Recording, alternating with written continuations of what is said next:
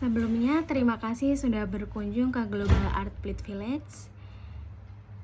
Boleh tahu tujuan datang ke Global Art untuk apa ya, Bunda? Baik, sebelumnya perkenalkan saya Miss Hita. Di sini kami biasanya dipanggil Miss atau Mister. Baik, sebelumnya saya akan menjelaskan terlebih dahulu histori tentang Global Art. Global Art adalah perusahaan franchise yang siapapun bisa memiliki Global Art dengan membeli franchise-nya. Global Art pertama kali didirikan oleh founder kita, Mr. Mahair Goh di Malaysia pada tahun 1999. Dan di tahun 2024, Global Art sudah tersebar di 23 negara. Global Art pertama kali masuk ke Indonesia pada tahun 2004, dan di tahun 2026 ini Global Art sudah mencapai 100 cabang lebih yang tersebar di seluruh Indonesia. Jadi Global Art sudah ada di Indonesia 21 tahunan ya, Bunda.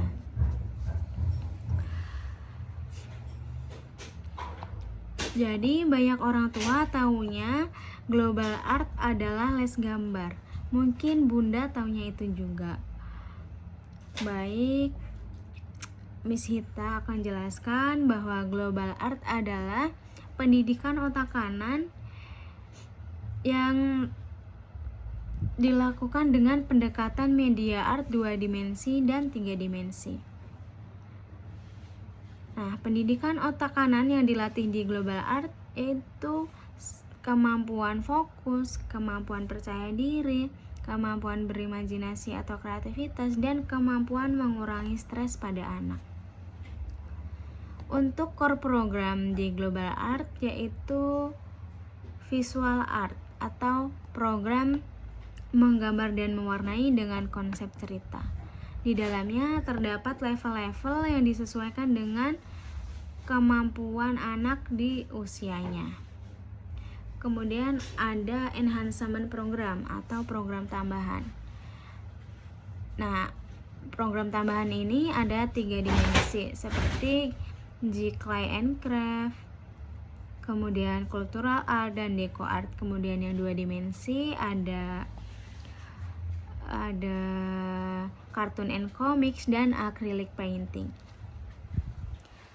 Dari kesemua program 2 dimensi dan 3 dimensi yang ada di Global Art memiliki tujuan, yaitu untuk melatih dan menuangkan kreativitas melalui teknik gambar dan warna.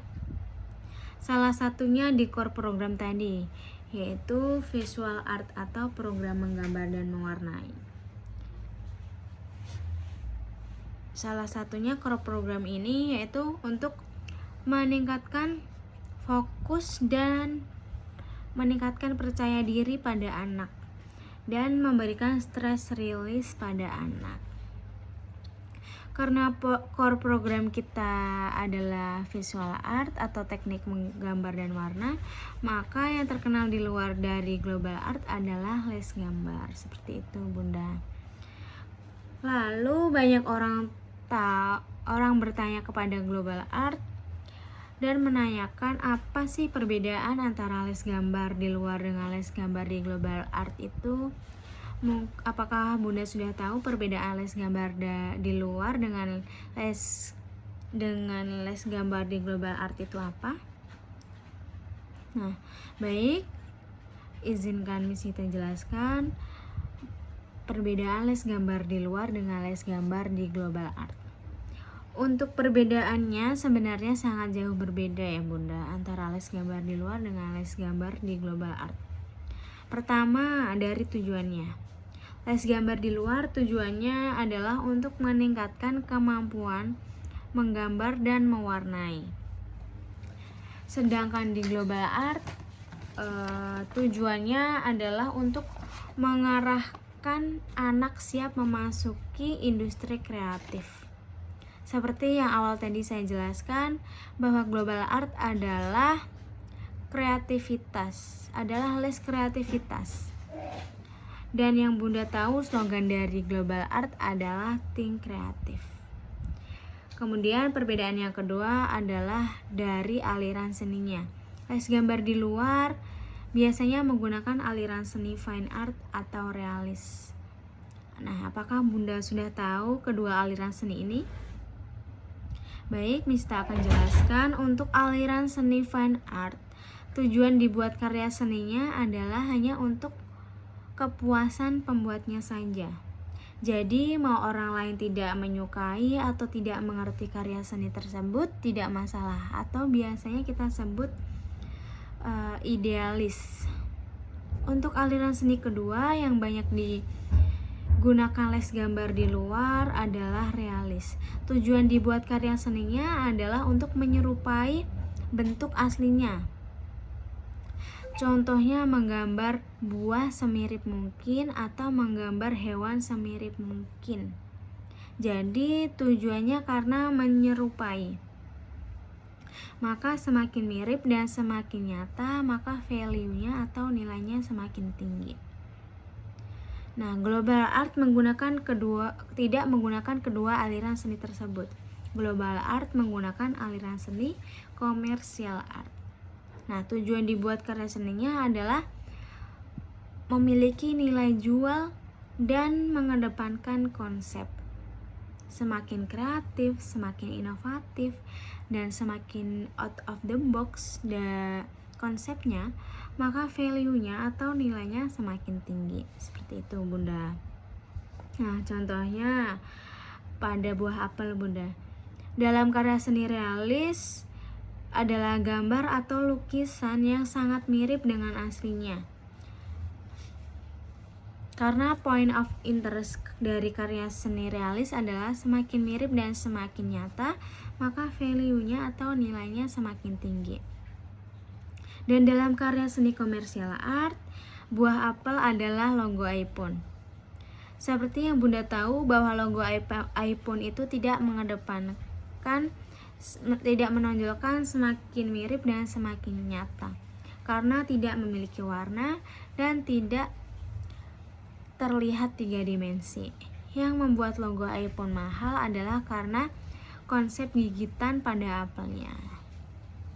Nah, contoh lain dari komersial art seperti baju yang Bunda pakai, HP, laptop, rumah, bahkan mobil yang Bunda gunakan.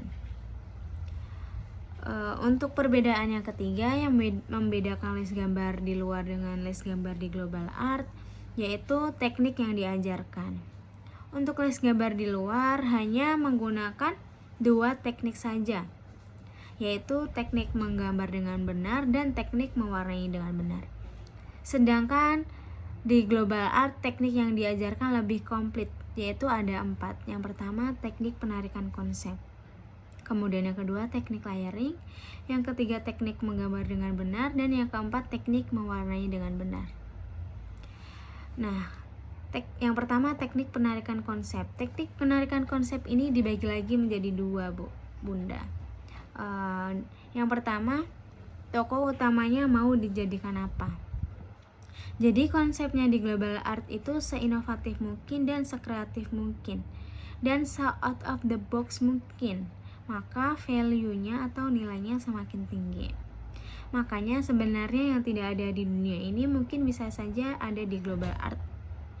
Syaratnya positif dan ada alasan. Seperti itu, Bunda.